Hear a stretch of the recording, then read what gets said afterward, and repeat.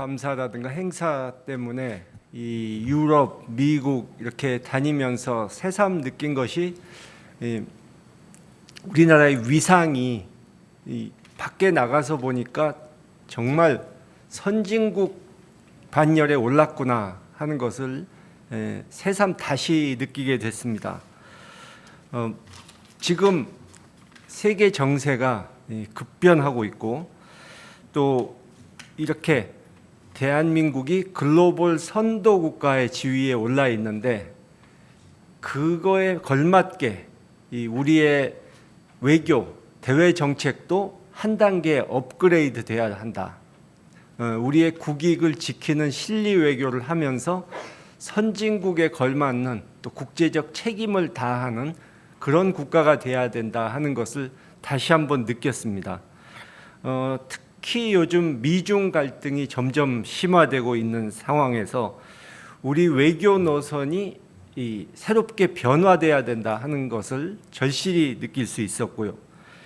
이 안보를 미국과 함께하고 경제, 수출을 중국과 함께하는 상황에서 우리의 외교가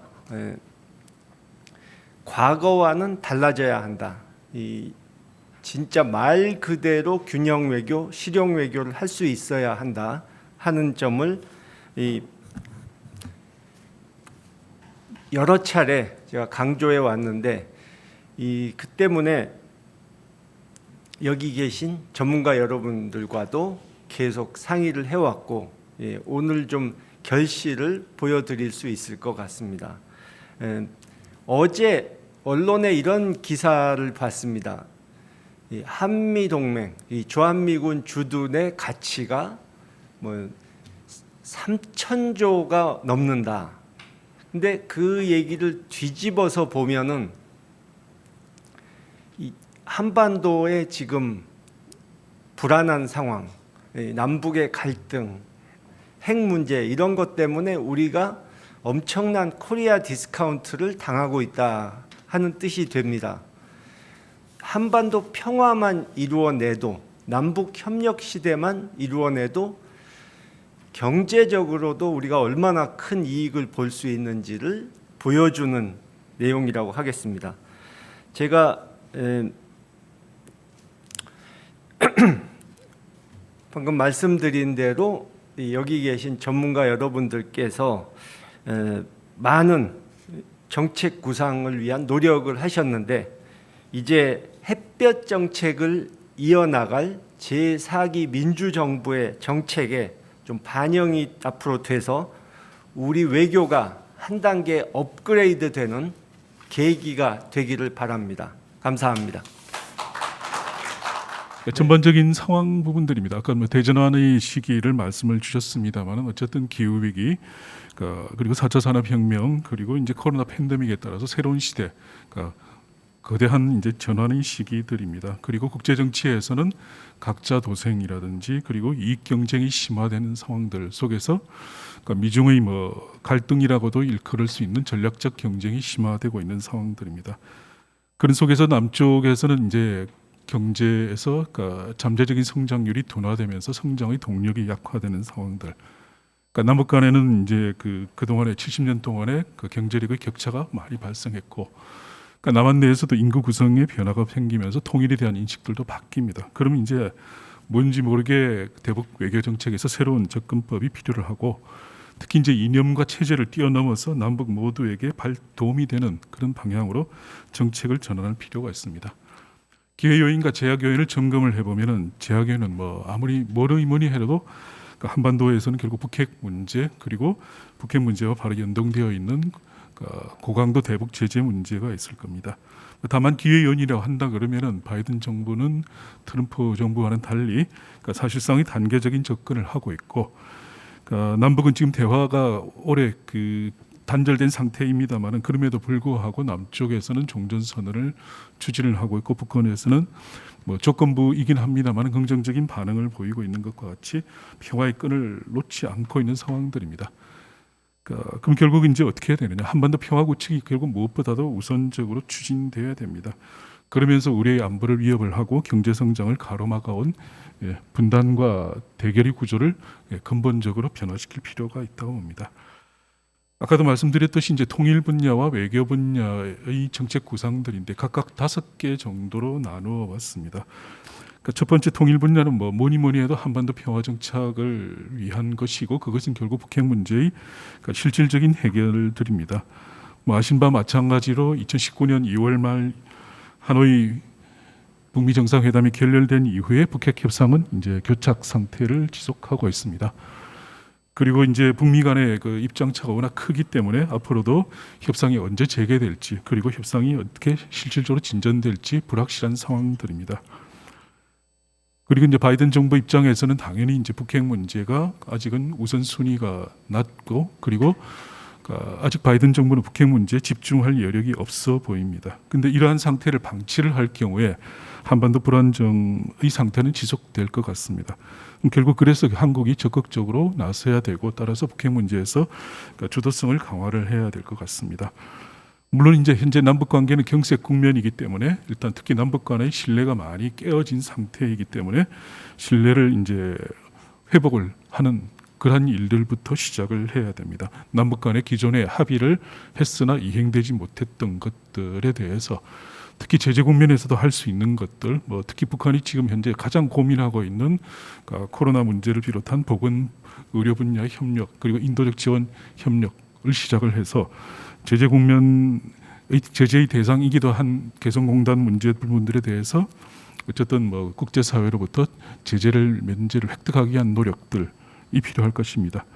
그러니까 북핵 문제에 대해서는 이제 요번 파트는 아마 나중에 최영환 박사님께서 자세히 말씀을 주시겠습니다만은 스냅백을 통한, 그리고 단계적인 동시 행동을 통한 비핵화를 이제 실질적으로 진전시키는 것, 그 동시에 이제 다양한 양자 다자의 협상틀을 가동시키는 것들이 필요하겠습니다.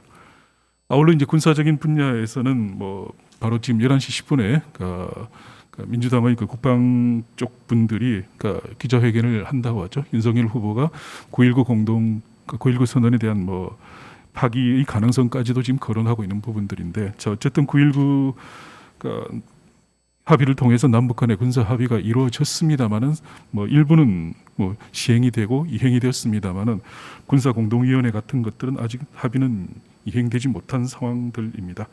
그리고 평화 협정에 대해서도 근본적인 기본적인 방향에 대해서는 합의를 이루었습니다만은 아직까지 본격적인 논의는 추진되고 있는 상황에서 남북 간의 군사적인 합의의 이행을 통해서 긴장을 완화하고, 그리고 정전협정을 평화협정으로 전환하기 위한 협의를 추진해야 되는 것으로 생각을 하고 있습니다.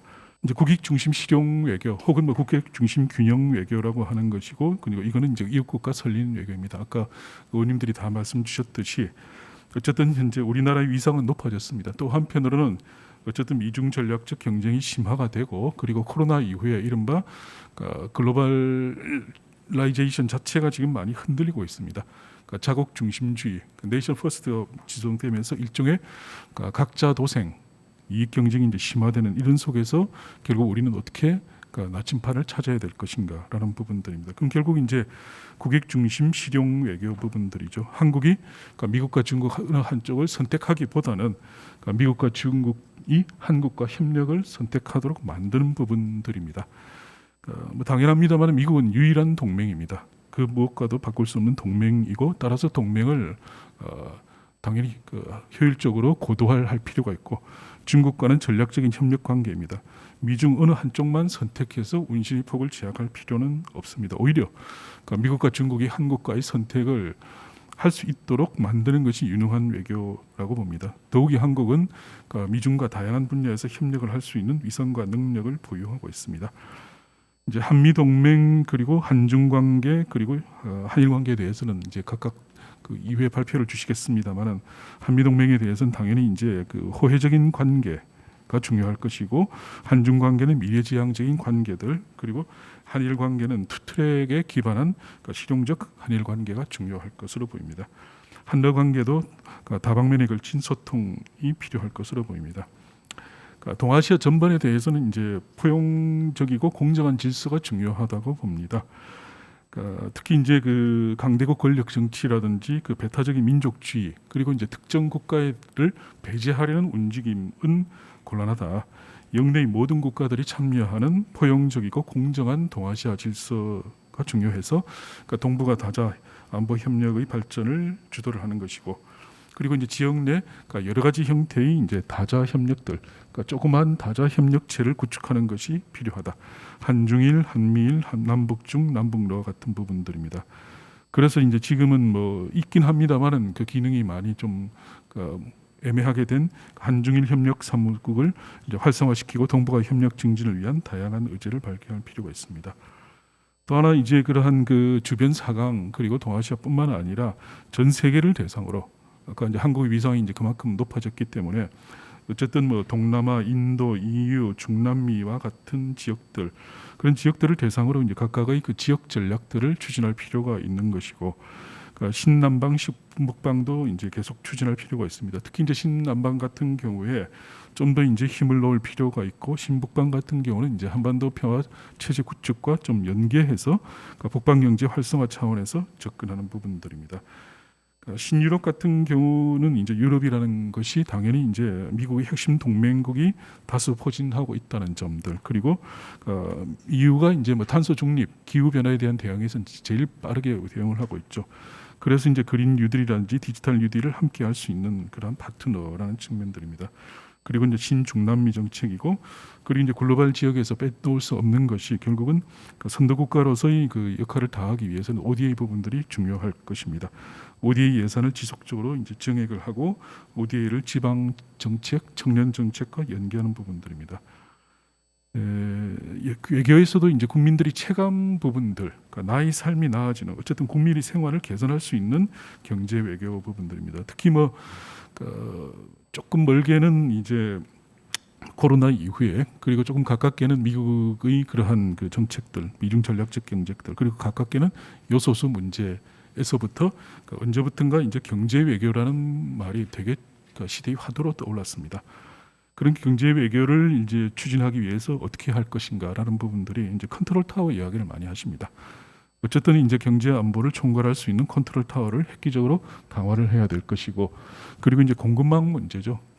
뭐 이전에도 그랬습니다만 팬데믹을 이후로 글로벌 공급망에 이제 에러들이 발생을 해버리면 그 충격이 되게 클 수밖에 없는 구조니까 글로벌 공급망을 이제 그 재편을 해야 되는데, 여전히 이제 이런저런 리스크들이 있습니다. 그럼 리스크들을 이제 사전에 점검을 해서 조기 경보 시스템을 만들고, 그리고 그 속에서 우리가 선제적으로 대응할 수 있는 체계들을 마련해야 되는 부분들이라고 봅니다. 특히 이제 한국의 강점이라고 할 수 있는 이제 뭐 반도체라든지 배터리와 같은 부분들에서도 이제 민관 협력 체제를 획기적으로 강화하는 것들이 필요할 것입니다. 신성상 외교에서도 국민의 우선주의라는 부분들이 필요할 것입니다. 외교 분야 마지막에서는 이제 그 포용적인 재외국민, 재외동포 정책을 통한 글로벌 한인 공동체 조축이 필요할 것으로 보입니다. 재외동포가 750만 명이 이르렀습니다. 그리고 재외동포 업무가 확대되고 부처별로 업무가 분산, 중복되다 보니까 비효율성이 상당히 커지습니다. 그리고 이제 국내 체류하고 있는 외국 국적 동포에 대해서 컨트롤 타워가 없다 보니까 동포 사회와 정부, 시장, 시민 사회와의 소통에 장애가 발생을 하게 됐습니다. 코로나 발생 이전에 해외 여행객은 이미 3천만 명의 시대를 맞았습니다. 그러니까 해외 나가는 우리 국민들, 또 해외 상주하는 우리 인구들이 되게 많다 보니까 우리 국민들을 대상으로 한 테러 범죄 증가가 있습니다. 그리고 또 하나 이제 작년 4월달에 21대 국회의원 선거를 하는 도중에 코로나로 인해서 이제 재외 공간의 선거가 중지된 사태가 발생했는데, 이러한 문제들에 대해서 이제 대책을 추진하기 위해서 재외동포청 부분들이 제일 클 것 같습니다. 재외동포청을 설립을 해서 총괄적이고 체계적으로 재외동포청을 추진하고, 국내에 체류하는 외국 국적 동포들이 처우를 개선해서, 그리고 이제 재외국민의 그러한 그 재외등 선거 투표권 행사의 편의를 도모해서 그분들에게 주권 행사를 보장을 하고 자긍심을 제고하는 것들이 필요하게 보입니다. 네, 간단하게 제 발제는 이거로 마치겠습니다. 예.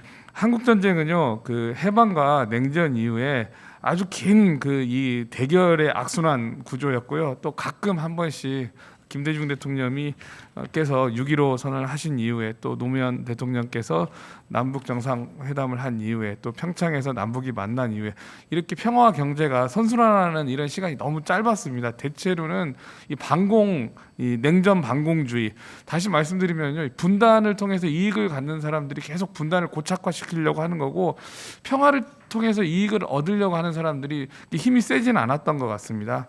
또 김대중 대통령께서 햇볕 정책이라는 이 대전환을 통해 가지고요, 한반도 평화를 이루셨는데, 또 그 뒤에는 보수 정권 기간에는요, 이 체제 경쟁적으로 굉장히 회귀를 했습니다. 그 기간을 우리가 잘 생각해 보면요, 핵실험이 많았습니다. 2차, 3차, 4차, 5차, 6차 있었고, 북한이 현존하는 많은 미사일 체계들, 심지어 ICBM, SLBM까지도 발전을 시켰거든요. 또 김정은 위원장 시기 제재를 했지만은 북한 경제가 발전을 하면서 대결을 했습니다.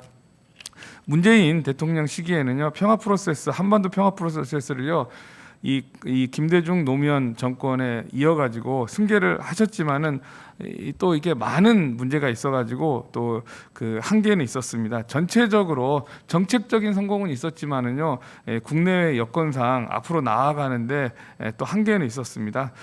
2019년도 2월 하노이 북미 회담 결렬 이후를 우리가 잘 생각해 보면은요, 우리가 성과도 크지만은 또 한계가 컸습니다.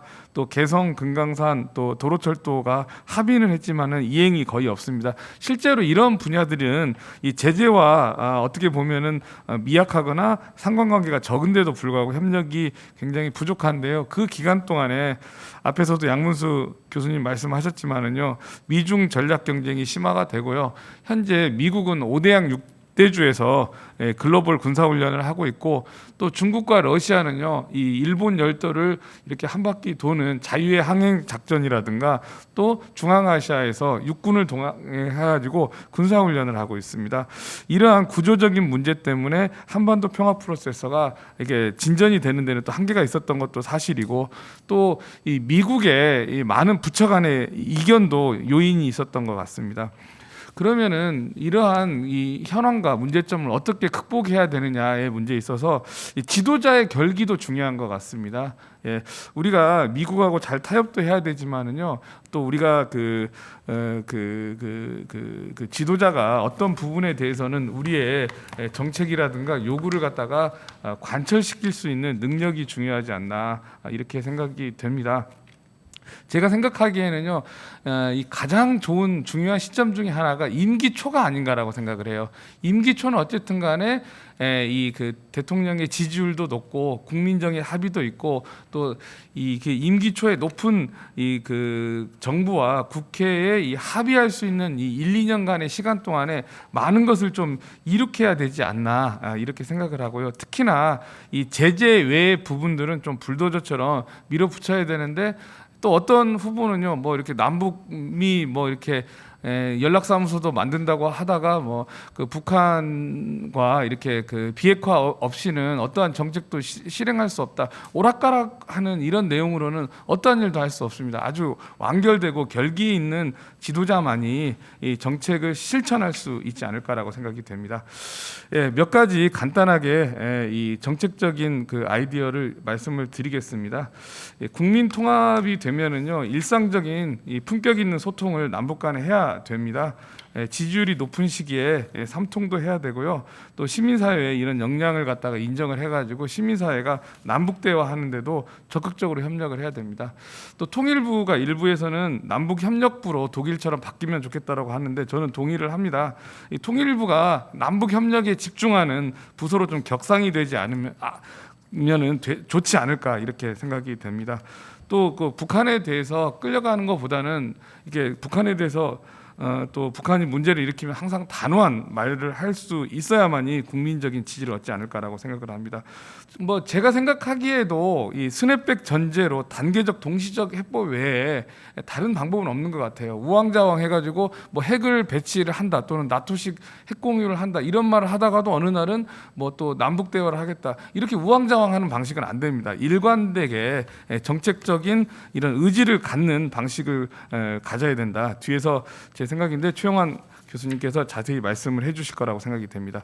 또 외교 면에서도 그 하노이가 결렬되는 과정을 보면은 우리 측에서는 이제 볼턴의 이 개입이었다라고 하는데 사실은 볼턴은 일본의 극우가 양성한 인물 중에 하나인데요.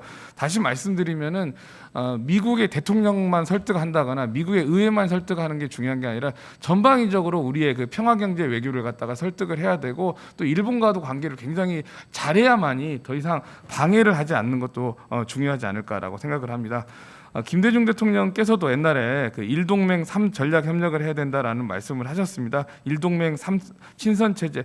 이것은 사실은 교과서적인 이야기지만은요. 교과서적인 말씀이기 때문에 중요한데 그 미국과의 동맹 또 중국, 러시아, 일본과의 친선을 하지 않으면은요 우리가 한반도 평화 경제를 만드는데 굉장히 힘들 거라고 생각이 됩니다.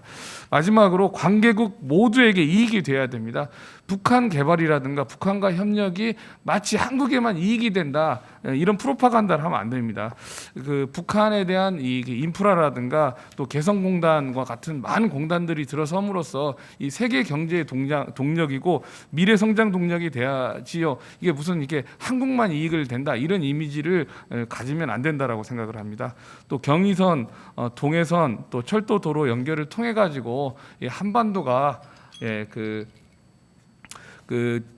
지금 이게 갇힌 섬이 아니라 이 그 중국이라는 또 중국 동북이라는 미래 성장 동력 또 유럽까지 연결이 되고 또 그 러시아의 광활한 연해주하고 연결이 돼 가지고요. 그 한반도가 또 러시아와 같이 또 중앙아시아와 같이 경제 성장을 할 수 있는 동력이 돼야 되지 않을까라고 생각이 됩니다. 자세한 말씀은 책자로 나와 있으니까요. 간략하게 이렇게 요약해서 말씀을 드렸습니다.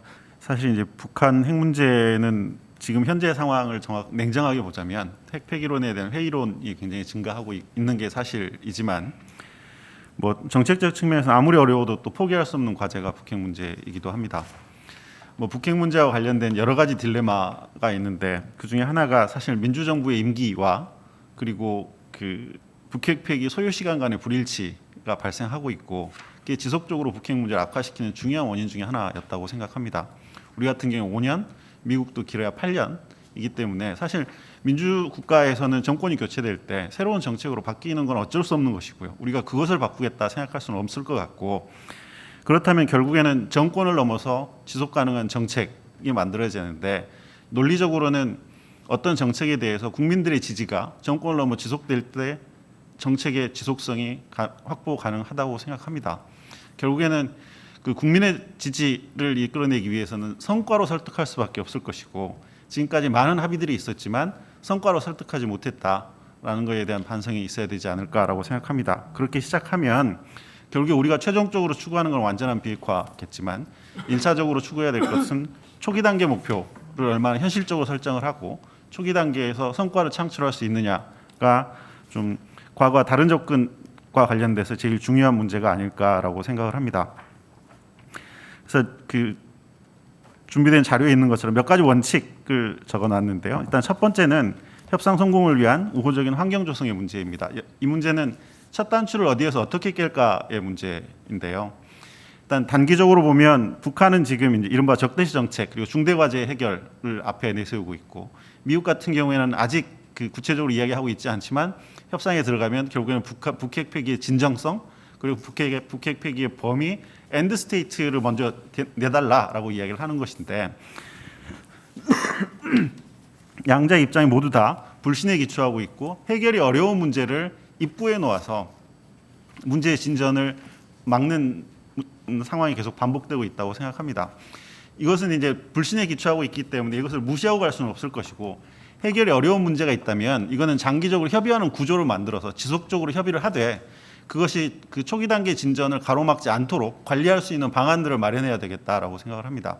미국이 요구하는 엔드 스테이트에 대해서는 그 엔드 스테이트를 논의하는 한반도 평화 체제와 북핵 폐기의 엔드 스테이트에 논의하는 별도의 워킹 그룹을 가동하든지 북한이 요구하는 적대시 정책 폐기라든가 연합훈련 문제는 그 군사 공동위원회에서 논의하기로 했던 바가 있기 때문에 그 제도를 만들어 협의를 하든지 하는 것들을 만들어 놓아야 입구에서 장애들이 제거될 거다라는 것이고요. 그리고 두 번째는 단계적 해결과 동시 행동입니다. 과거에 이제 원샷들 빅딜, 그랜드 바겐 여러 가지 이야기가 있었지만은 다 실패했습니다. 그리고 합의를 혹시 그렇게 빅딜 방식으로 할 수 있다 하더라도 북한의 핵 능력이 굉장히 늘어나서 실제 폐기는 단계적으로 이루어질 수밖에 없습니다. 그거에 대한 그걸 인정하고 사실은 단계적 해결, 동시행동에 갈 수밖에 없다라는 원칙에 대한 합의가 굉장히 중요하겠다 생각을 하고요. 세 번째는 남북관계 발전과 북핵 문제의 연계성입니다. 이 문제는 결국은 한반도 문제에 있어서 한국의 주도성을 어디까지 가져갈 거냐의 문제인 것이고, 한국이 남북관계에 있어서 어떤 대북 레버리지 혹은 남북관계에 있어서 한국의 영향력을 확보할 수 있어야 사실 한반도 문제에 있어서 한국이 할 수 있는 무언가를 할 수 있을 거다라는 것이고요. 그것은 결국에는 이미 합의한 사업들, 그중에 제재와 무관하거나 혹은 인도적 협력과 같이 제재 해제 면제의 명분이 굉장히 뚜렷한 사업들, 이런 것들에 우선 집중할 필요가 있겠다라는 것이고요. 또 하나는 핵협상 진전에 따라서 남북관계 혹은 남북 경협 활성화가 평화 증진을 가속화할 수 있도록 그 시퀀스를 어떻게 짤 거냐에 대한 문제라고 생각을 합니다.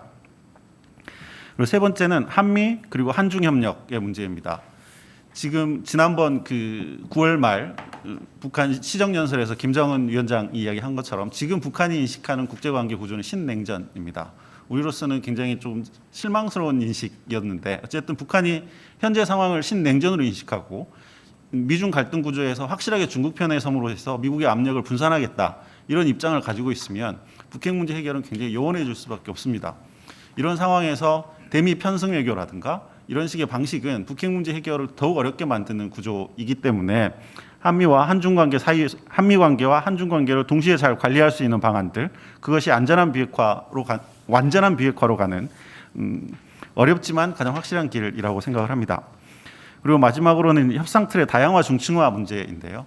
이건 우리의 외교적 수단을 다양화할 필요가 있겠다라는 이야기입니다. 과거에는 이제 북핵 문제가 북미 간의 문제가 근본이다라고 해서 북미 양자 간에 맡겨놨더니 북미 간의 문제가 생기면 전체 프로세스가 중단되거나 교착되는 상황이 반복되고 있습니다. 그 사이에서 우리가 무언가 역할을 하려면 하나는 대북 레버리지가 있어야 되겠지만, 또 하나는 우리가 외교적으로 사용할 수 있는 수단이 굉장히 다양화되겠다. 그것은 양자든 소다자든 다자든 여러 가지 틀이 있어야 되는 것이고, 국내적으로도 그 1.5트랙, 2트랙 하는 다층된 노력들이 있어야 되는 것이고, 그리고 이슈에 있어서도 핵 문제뿐만이 아니라 보건, 의료, 환경, 생태, 기후변화, 사이버 등등 여러 가지 이슈에 있어서 한국이 좀 무거워져야 되겠다. 그러니까 이겁니다. 하나는 무거워져야 되고 하나는 다양한 수단을 확보해야 되고, 그것이 그 북핵 문제 해결에 있어서 우리가 주도적인 역할을 할 수 있는 주요한 수단일 거라고 생각합니다. 뭐 대략적인 안을 생각해 보면 북한 측의 조치는 영변이 아니라 하노이에서 자기들이 제안했던 하노이 딜 플러스 알파를 어디까지 생각할 거냐에 대한 내용이고요. 미국은 사실 하노이에서 미국이 제시한 건 없었습니다. 그렇지만 북한이 요구했던 것들 중에 미국이 받아줄 수 있는 것이 어디까지인가에 대한 내용을 가지고 첫 번째 그 초기 단계 비핵화 조치의 패키지 내용을 재구성하는 게 굉장히 중요하다라고 생각을 하고요. 1단계 합의가 어떻게 구성될지는 잘 모르겠지만 1단계에서 실질적인 진전이 이루어진다고 하면 그 다음 이후 단계의 내용들을 재설계하는 게 굉장히 중요하다고 생각합니다. 또 하나는 이제 이게 과연 되겠느냐에 대한 여러 가지 의문들이 있기 때문에 그것에 대한 안전장치들이 조금 있어야 되는데, 하나는 금방 말씀드린 스냅백이겠지만은 다른 조치들도 굉장히 많이 있습니다. 최대한 단계 패키지의 크기를 최대한 크게 나눠서 최대한 단계를 압축하는 방안들, 그리고 이행의 시한을 설정하는 방안들, 보상 조치가 들어갈 때는 이행이 끝났을 때 들어가는 방안들, 여러 가지 안전 조치를 마련할 수 있고, 안전 조치와 관련된 아이디어들은 전 다양하게 존재한다고 생각합니다. 그것을 어떻게 패키지화 할 수 있는가가 핵심이라고 생각하고요. 마지막으로 그 실제 비핵화 조치가 혹은 비핵화 협상이 어떤 시기 어떤 조건에서 시작될 수 있는가의 문제는 지금 이제 국제정치 구조적인 문제로서 미중 전략 경쟁이 어디까지 갈 거냐, 그리고 그것이 한반도에 어떤 영향을 미칠 거냐 첫 번째 변수. 두 번째는 아직 우리 정부 임기가 끝나지 않았기 때문에 현 정부 임기 내에 어디까지 갈 거냐에 대한 것. 그리고 세 번째는 이제 코로나19 상황이 어떻게 진정되고 향후의 전망이 어떻게 되느냐 등등을 고려해서 그 초기 단계 비핵화 조치의 시기와 초기 조건을 마련해야 된다고 생각합니다. 오바마 시대의 전략적 인내, 그리고 트럼프 시대의 맥시멈 프레셔가 모두 다 실패했다라고 하는 것은 이미 이제 익히 다 알려진 사실이고요. 그래서 바이든 정부가 뭔가 좀 중간적인 리더십을 좀 발휘해 보고자 하는데, 사실 이것도 좀 이제 어정쩡한 것이 사실입니다. 바이든 정부가 출범한 지 얼마 되지도 않았을 뿐더러 뭐 여러 가지 이제 국내적인 문제들이 있기 때문에 쉽게 방향성을 정하고 있지 못한데 두 가지 평가가 다 가능할 것 같습니다. 일단 우리 정부의 어떤 그 지속적인 노력으로 해서 최소한 그 종전선언이나 이런 부분들에 대한 미국 내의 이해의 폭이 좀 넓어지고 있는 것도 사실인 것 같기도 하고요. 또 그럼에도 불구하고 미국이 이 종전선언이 됐든 뭐 미중 관계에 있어서 어떤 전략적인 경쟁에서 한국의 위치에 있든 이런 것들에 대해서 여전히 이 한국에게 뭔가 좀 속 시원한 답을 주지 못하고 있다라고 하는 것도 사실인 것 같습니다. 그래서 아직은 어느 쪽이다라고 이렇게 평가하기에는 좀 이르지 않은가 이런 느낌은 있습니다만 여전히 이제 중요한 것은 과연 그 현재 미국과 중국의 이런 그 치열한 전략 경쟁 속에서 한국의 스탠스를 어떻게 가져갈 것인가 하는 것이 이제 핵심이 될 텐데요. 저는 일단 이렇게 생각을 합니다. 우리가 그 동맹이라고 하는 것이 이게 근본적으로 이건 목적이냐 수단이냐 하는 관점에서 쳐다봐야 된다. 동맹 그 자체가 목적이 될 수는 없다라는 거죠. 우리가 주권 국가로서 생존하기 위해서 필요에 의해서 동맹을 맺는 것이고요. 또 필요하다면 주권의 일부를 이양하기도 하고 제약하기도 하는 거지만 그것은 어디까지나 생존을 위한 최소한의 한 목적적인 범위 내에서 제한되어야 된다라고 하는 것이고요.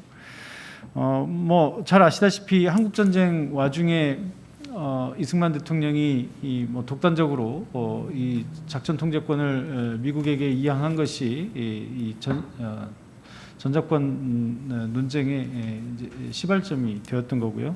그 자체가 뭐 합법적이냐 아니냐는 그런 논란까지 있는 것이죠. 어쨌든 현 상황에서 우리가 볼 것은 동맹이라고 하는 것이 우리 국익에 기초해야 된다, 우리 국익에 기여해야 한다라고 하는 것이고요. 그것은 우리만 그런 게 아니라 미국도 철저하게 자국의 이익에 기초해서 동맹을 운영하고 있는 거고요. 우리가 뭐 미국의 이 대한반도 정책이 어떻게 변화해 있는가는 다 알고 있을 겁니다. 뭐 사드 배치의 순간도 결국은 한국의 이익보다는 미국의 이익이 우선이 됐었던 것이고요. 그래서 지금 그 뭐 앞서 김대중 대통령 그리고 이제 노무현 대통령 얘기도 나왔는데 저도 뭐 그 두 분 대통령의 역사적인 어떤 위협이라 그럴까요? 모두가 다 북한을 적으로만 생각할 때 용기 있게 북한은 협력의 대상자라고 하는 얘기를 김대중 대통령께서 하셨고 그것이 사회적으로 쉽게 용납되지 않았지만 시간이 지나면서 이제 누구도 남북 협력이 필요하고 평화가 정착돼야 된다라는 것에 반대하는 사람은 없는 것 같습니다. 마찬가지로 노무현 대통령도 전시작전 통제권을 한국으로 전환해야 된다라고 하는 그런 화두를 던졌고요. 당시에는 거의 모든 군부의 뭐 장군들이나 이런 분들이 마치 전작권을 우리가 다시 환수하면 마치 대한민국이 망할 것처럼 그렇게 얘기를 했었습니다만 지금 거의 모든 군에 있는 거의 모든 장군들이 전작권은 당연히 전환돼야 된다라고 생각을 하고 있습니다. 그분들이 보수든 진보든 가리지 않고 그 부분에 대해서만큼은 지금 어떤 군인도 전작권은 계속 미국이 행사해야 된다라고 얘기하는 사람은 없습니다. 그러니까 당시에 그 김대중 대통령이나 노무현 대통령이 대통령이 재직하실 때 주변의 눈치를 보면서 그런 용기를 내지 않았다면 오늘과 같은 그런 성과는 없었을 거라고 이렇게 생각을 하고요. 그래서 그 지도자의 용기 있는 어떤 이런 실용적인 접근이 결국 역사를 바꾼다라고 하는 그런 관점에서 좀 바라봐야 될 것 같고요. 뭐 최근에 보면 문재인 대통령이 그 미사일 지침 폐기를 이끌어냄으로 인해서 우리가 우주 산업의 비약적인 발전을 이뤄내고 있고 또 앞으로 지금까지 얼마 전에 누리호 발사를 지켜보셨습니다만 그 이상의 이것은 뭐 거의 뭐라 그럴까요? 굉장히 미약한 출발에 불과하다. 어마어마한 우주 산업의 발전이 지금 기다리고 있다고 이렇게 생각을 합니다. 그런데 만약 이 미사일 지침 해제 요 아주 간단한 문제입니다만 요거 하나가 없었으면 이렇게 거대한 우주 산업의 발전은 요원했을 겁니다. 그래서 그 외교에 있어서 실용적인 접근이 얼마나 중요한 것인가 이렇게 볼 수 있을 것 같고요. 사실 이 미국과 중국 사이에서 갈등하고 있는 국가들이 우리만 있는 건 아닙니다. 주변에 동남아 국가들 많은 국가들이 이런 갈등을 겪고 있고요.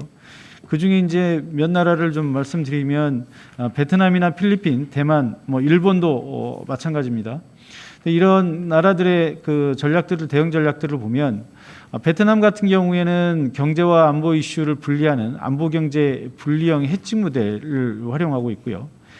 필리핀도 미국과 중국 사이에서 전략적인 모호성을 취하면서 경제적 이득을 위해서 안보 관계를 수단으로 활용하는 그런 전략적 모호형 해칭 모델을 택하고 있습니다.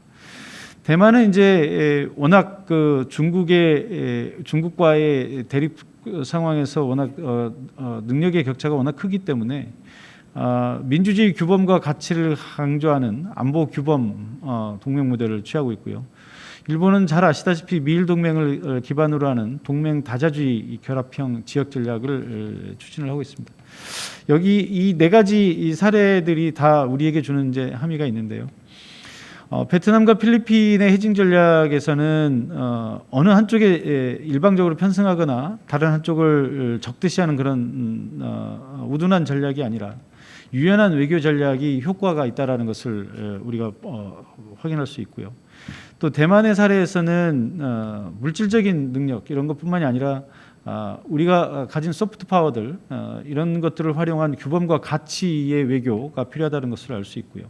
또 일본이 잘하고 있는 것 중에 하나는 다자주의적인 이런 그 외교를 잘 활용하고 있다라고 볼 수 있을 것 같습니다. 그래서 향후에 우리가 국익 중심의 실용 외교를 하기 위해서는 이런 그 주변 국가들이 가지고 있는 장점들을 잘 결합한 그러니까 유연하면서도 소프트 파워와 하드 파워를 골고루 활용하는 그런 다자주의적인 이런 전략들을 활용하는 것도 고려해봐야 되지 않겠나 이렇게 생각을 합니다. 예. 이제 30년간 한중 관계를 돌이켜 보면 아마 그 외교사적으로 가장 빠른 성과를 보여준 게 한중 관계가 아닌가라고 생각을 합니다. 왜냐하면 저희가 92년도 한중이 외교 관계를 맺을 때만 해도 한국과 중국의 경제 이게 그 수준이 한 1대 1.4 정도였습니다. 근데 지금 이제 한 30년이 지나서 지금 이제 규모가 1대 9로 변했다는 것이죠. 그러니까 어떻게 보면 한 30년 동안 가장 빠른 변화를 보여준 게 이 한중 관계의 어떤 역학 관계의 변화다라는 것이고, 근데 여기에서 이제 이런 변화 속에서 지금 나타나고 있는 어떠한 여러 가지 어떤 과제들이 있는 것 같습니다. 그러니까 첫 번째 제가 말씀드린 과제는 뭐냐면 사실상 저희가 지난 30년간 한중 관계가 이 경제 분야 위주로 이게 발전을 해오다 보니까 이제 경제 분야에 비해서 이 정치적 외교적 신뢰 관계가 좀 미흡한 것이 사실이라는 것입니다. 뭐 당연히 한국과 중국이 정치 체제가 상이한 부분도 있긴 하지만 경제와 사회의 어떤 폭발적인 어떤 이런 성장에 비해서 여전히 이런 정치적인 부분이나 외교적인 이런 관계가 좀 미흡하고, 그러한 부분들이 결국에는 이런 지금 어떤 이런 한중 관계의 어떤 이제 향후에 어떤 저희가 이제 이 부분을 어떻게 이제 저희가 보완해 나가야 되냐라는 것이 하나가 있다고 말씀을 드릴 수가 있겠고요.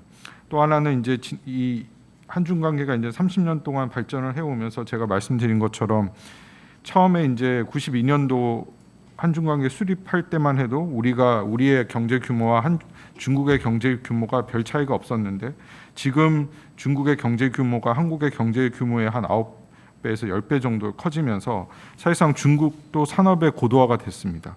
그러다 보니까 지금 한국과 중국이 과거에는 어떻게 보면 우리가 한국과 중국이 경제 분야를 조금 협력의 관계라고 하면 앞으로 한국과 중국이 경제 영역도 갈수록 경쟁의 관계도 지금 되고 있다라는 것이죠. 그러다 보니까 이러한 것들 그리고 중국이 강력 G2로 되고 중국의 힘이 부상하고 있고 지금 미중 간의 갈등이 되면서 중국의 어떤 대외 정책도 변화되고 있고 이러한 것들이 결국에는 지금 한중 관계에 있어서도 영향을 미치고 있다라고 말씀을 드릴 수가 있겠고요. 이제 두 번째는 이제 미중 관계인데요. 이거는 이제 앞으로 저는 한중 관계에 있어서 가장 큰 도전이 이제 미중 관계에서 오는 좀 상당한 도전이 있다라고 생각을 합니다. 잘 알다시피 저희가 그동안 북핵 문제, 최근에 이제 사드 문제로 인해서 한중 관계가 상당히 어려움을 겪었습니다. 사실상 우리가 어떻게 보면 북핵 문제와 사드 문제 이걸 겪으면서 저희가 한중 관계가 겉으로는 서로가 이렇게 말은 서로에 대해서 좀 희망적 사고가 있었던 것 같습니다. 하지만 이제 북핵 문제를 거치고 사드를 거치면서 상호간의 어떤 이 희망적 사고에 있어서의 어떤 문제점들 그런 것들이 제가 이런 걸 보면서 느낀 거는 여전히 이 정치적 외교적 신뢰관계가 좀 미흡한 것이 아닌가라는 그런 생각을 많이 하게 되었습니다. 뭐 다행히 저희가 이제 사드 문제 같은 경우는 문재인 정부가 출범 이후에 저희가 이제 그 사드에 대해서 3가지 사안을 협의를 해서 어느 정도 봉합이 되었지만 이제 최근에 들어서서 이제 바이든 정부 출범 이후에 지금 미국이 인도태평양 전략 쿼드, 뭐 오커스 이러한 것들을 지금 추진하고 있고 뭐 방금 정한범 교수님도 얘기했다시피 지금 미국이 다양한 중국을 포위하는 소다자주의, 각종 다자주의를 통해서 중국을 압박을 하고 있습니다. 이제 그러한 상황 속에서 중국도 한국이 인도태평양이나 쿼드나 이러한 것에 들어가는 것에 대해서 상당히 민감하게 반응을 하고 있고 이러한 부분에 대해서 지금 되게 한국의 입장에 대해서 되게 관심을 보이고 있는 것 같습니다. 그래서 최근에 5월에 한미 정상회담 이후에 대만 관련된 발언에 있어서도 중국에서 즉각 이런 부분에 대해서 이렇게 민감하게 발언하는 것도 저는 이러한 부분들이 지금 앞으로 한중 관계에 상당한 도전 요인이다. 세 번째는 이제 지금 이 반중 정서인데요.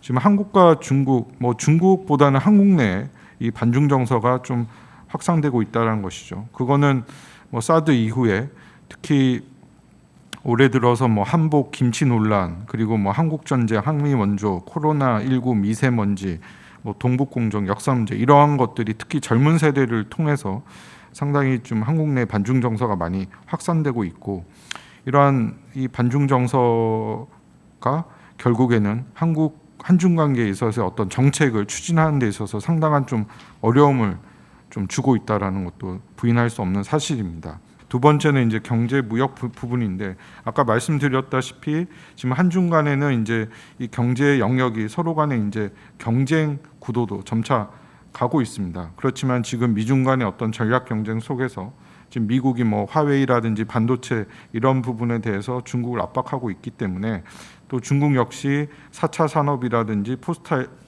코로나19 이후에 새로운 신성장 동력을 한국과 협력을 많이 원하고 있습니다. 그래서 우리가 갖고 있는 뭐 4차 산업이나 첨단 신기술 협력 이러한 것들에 있어서 한중 간의 어떤 4차 산업 첨단 기술 협력 포럼이라든지 이러한 것들을 통해서 조금 더 이런 포커스를 맞춰서 좀 영역을 좀 확대해 나가는 이러한 것들이 저는 좀 앞으로 필요하다고 생각이 들고요. 세 번째는 이제 인문사회 영역인데 그거는 제가 말씀드린 것처럼 지금 한국 내에 있는 반중 정서 특히 이런 최근에 있는 뭐 김치라든지 한복이라든지 여러 가지 특히 젊은 세대를 중심으로 하고 있는 이런 반중 정서, 이 상호적 배타적 민족주의 이러한 것들을 좀 저희가 최소화하기 위해서는 저희가 특히 이 10대 청소년들, 20대, 30대 이 청년들을 중심으로 조금 더 이 정서적 공감대 확대를 위해서 뭐 인문사회 소통 포럼이라든지 이러한 것들을 좀 확대시켜 나갈 필요가 있다. 그리고 지금 한중 간의 어떤 그동안 교류가 주로 이 대도시 위주로 많이 되었습니다. 뭐 북경, 상해. 근데 중국이 알다시피 워낙 큰 국가고 하기 때문에 중국도 여러 지방 도시들이 있습니다. 그래서 저는 적으로 지방 도시 간의 어떤 교류도 좀 활성화할 필요가 있는 것이 아닌가라고, 그리고 그러한 것들이 앞으로 미래 세대를 위한 그런 차원에서 좀 필요하다고 생각이 들고요. 끝으로는 이제 북한의 영역인데, 지금 알다시피 지금 북중 간의 관계는 뭐 많이 공고화되고 있습니다. 시진핑 주석 들어와서 지금 한반도 정세 대전환 속에서 북중 관계가 가속화되고 있고, 뭐 코로나 상황이긴 하지만 앞으로 코로나19가 어느 정도 완화된다고 하면 북한과 중국의 경제 협력이나 이러한 부분이 많이 가속화될 것입니다. 그래서 중국 측에서도 지금 남북중 경제 협력, 특히 평화 경제 협력에 대해서 상당히 협력을 많이 원하고 있습니다. 그래서 향후에 우리가 남북중 뭐 3자 평화 경제 협력 플랫폼 같은 것들을 좀 구축을 해서 이것이 남북뿐만 아니라 중국을 좀 같이, 남북중 세 나라가 같이 이런 이 협력적인 모델을 만들어서 이 남북중이 좀 협력을 할 수 있는, 그래서 방금 뭐 박종철 교수님이 얘기하신 것처럼 고속철도 연결이라든지, 그리고 남북중 뭐 관광 산업이라든지 뭐 이러한 것들을 남북중 3자 평화경제 협력 사무국 같은 것도 뭐 저희가 중국이라든지 뭐 단동이라든지 대련 뭐 이런 데다가 뭐 설립할 수도 있고, 이러한 것들을 통해서 앞으로 조금 이 코로나19를 이후에, 그리고 한중수교 30주년에 계기로 해서 좀 새로운, 좀 전반적인 이 변화의 이 물결 속에서 우리가 새롭게 좀 전략적 틀을 좀 바꿔 나가면서 좀 점진적으로 좀 내실화하는 이런 관계를 좀 만들어가는 쪽으로 저희가 좀 이렇게 앞으로 관계를 좀 모색해야 되는 것이 아닌가라고 좀 생각이 들어서 일단 간단히 그렇게 말씀을 드리겠습니다. 한일 관계 개선의 교본이라고 하면 1998년 21세기의 새로운 한일 파트너십 공동선언, 이른바 김대중 오부지 선언임을 부정하는 사람은 누구도 없을 것입니다. 그런 의미에서 김홍걸 의원님께서 주최하신 정책 세미나에서 한일 관계 개선안에 대해서 발표를 하게 된 것에 대해서 대단히 영광스럽게 생각합니다. 그러나 한일 관계 개선에 관련해서는 참고 자료에도 이미 실려 있습니다마는 김대중 오부지 선언의 정신을 계승하여 거기에 나와 있는 행동 계획을 한일 양국 정부가 추진해 나간다면 제가 오늘 이 자리에서 이러한 로드맵을 발표하는 것도 어떤 의미가 없을 것이라고 생각됩니다. 그러나 98년 당시에 한일 관계 그리고 정치 지형과는 많은 변화가 있었고, 또한 상대국에 대한 양국 국민의 여론, 관점도 많은 변화가 있었습니다. 그렇기 때문에 지금 현재 진행되고 있는 한일 관계의 악화, 경색이라고 하는 상황을 어떻게 하면 개선해 나갈 것인지에 대해서 모두가 중지를 모아야 할 상황이 아닌가 싶습니다. 한일 관계에 있어서는 우리 정부의 입장은 분명합니다. 과거 사회는 단호하게 대응하면서 동시에 미래지향적인 관계는 추진한다는 투트랙 전략입니다. 그러나 일본은 과거사 문제에 집중하면서 원트랙 전략을 고집하고 있습니다. 이렇게 일본이 원트랙을 고집하는 상황에서 한국의 투트랙 전략은 원활한 작동이 불가합니다. 또한 한국은 한반도 평화 프로세스를 지향하고 일본은 보통 국가화를 지향하는 미래관이 상충하고 있습니다. 그래서 한일 관계가 국교 정상화 이래 최악이다, 혹은 복합골절이다, 이런 말들을 하고 있는데, 저는 한일 관계가 국교 정상화 이래 최악이라고는 생각하지 않습니다. 굳이 얘기하자면 복합골절 상태라고는 할 수 있는데, 골절상은 전혀 불치병도 치명상도 아닙니다. 다만 낫는데 시간이 좀 걸릴 뿐입니다. 그리고 관계 개선의 여지도 있습니다. 한일 문화교류는 코로나19로 인한 인적교류 중단에도 불구하고 매우 활발하게 이루어지고 있습니다. 따라서 국익 중심의 실용 외교라는 관점에서 현재의 한일 관계인 마이너스인 한일 관계를 제로로, 그리고 나아가서 플러스 관계로 돌리는 단계적 실용적 접근법이 필요하다고 생각을 합니다. 한일 관계에 있어서 김대중 대통령님 사저에서 발표된 대전환 시대의 실용주의적 통일 외교의 원칙이라고 하는 것은 분명합니다. 한일 관계 개선을 위해서 과감하게 나서는 것, 그리고 대한민국의 신장된 위상과 국격에 부합하도록 한일 관계를 재정립하고 국익 중심 실용주의를 바탕으로 미래지향적인 한일 관계를 구축해 나가는 것입니다. 일본과의 역사 문제, 영토 주권 문제, 국민의 생명과 안전에 대한 문제에는 단호히 대처하되 경제, 사회, 외교적 교류 협력은 적극 추진하는 투트랙 전략을 견지해 나가는 것이 우리의 원칙입니다. 한일 관계를 개선하기 위해서 단계적 실용적 접근이 필요하다고 말씀을 드렸는데 여기 발표문을 보시면 초기 과제, 중기 과제, 장기 과제로 나누어져 있습니다. 이것은 초기 정책 혹은 초기 공약이 아니라 우리가 앞으로 해결해 나가야 된다고 생각하는 과제입니다. 그렇기 때문에 이 과제를 해결해 나가는 고 추진해 나가는 데 있어서는 보다 더 구체적인 실행안이 필요할 것으로 생각이 됩니다. 우선 초기 과제로는 신정부가 출범하면 정상 간의 신뢰 구축이 전제되어야 할 것입니다. 정상 간 다자 외교 무대가 아닌 한일 정상 간의 정상회담이 이루어진 지 오래되었습니다. 정상회담에 의한 톱다운 방식으로 돌파구를 마련하는 것이 중요하겠습니다. 그다음에 중기 과제로서는 다양한 정책 대화를 통한 협력 공간의 창출이 중요합니다. 사회적 공통 과제, 예를 들면 저출산 고령화, 청년 실업, 저탄소 사회와 같은 다양한 사회적 아젠다 해결을 위한 다층적 상호 협력의 모색이 필요합니다. 그리고 무엇보다 지금 현재 갈등 현안이 되고 있는 것이 과거사 문제의 해결입니다.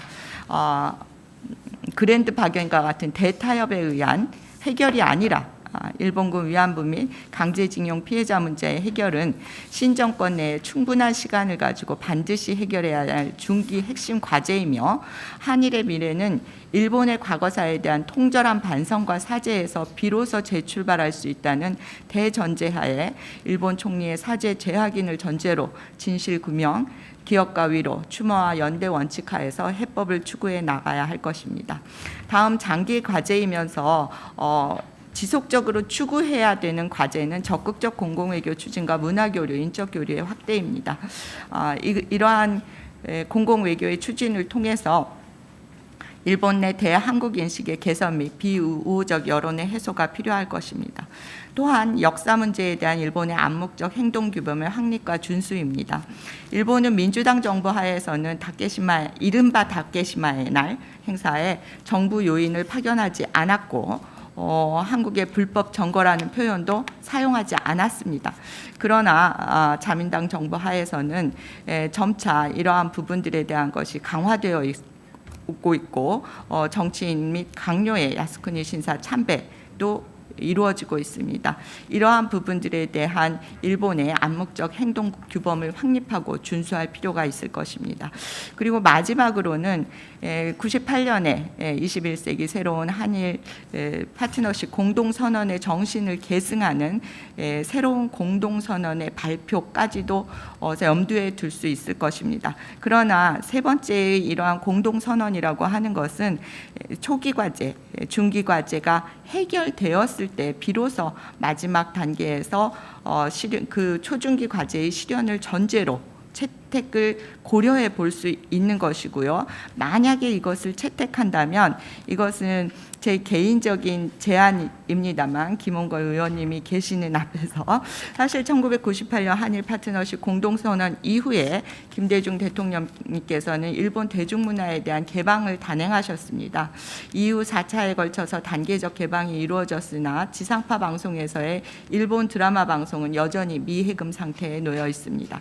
사실 일본에서의 한류 붐의 시작이라고 하는 것이 2003년 NHK BS에서 겨울 소나타를 방송한 데서 시작된 것처럼 일본에서는 이미 지상파에서 한국 드라마가 절찬리에 되고 있고 한류 붐을 견인하는 역할을 하고 있습니다.